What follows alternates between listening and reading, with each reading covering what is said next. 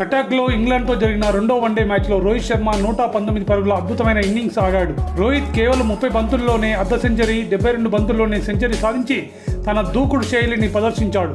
చాలా కాలంగా ఫామ్తో ఇబ్బంది పడుతున్న రోహిత్ ఇన్నింగ్స్ ఛాంపియన్స్ ట్రోఫీకి ముందు భారత అభిమానులకు చాలా ఉపశమనం కలిగించబోతుంది. రోహిత్ ఫామ్లోకి రావడం భారత జట్టుకు చాలా ముఖ్యం.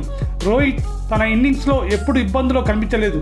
రోహిత్ దూకుడుగా ఆడే బ్యాట్స్మెన్. ముఖ్యంగా పరిమిత ఓవర్ల క్రికెట్లో రోహిత్ తుఫాన్ బ్యాటింగ్తో బౌలర్లకు దడ పుట్టిస్తున్నాడు.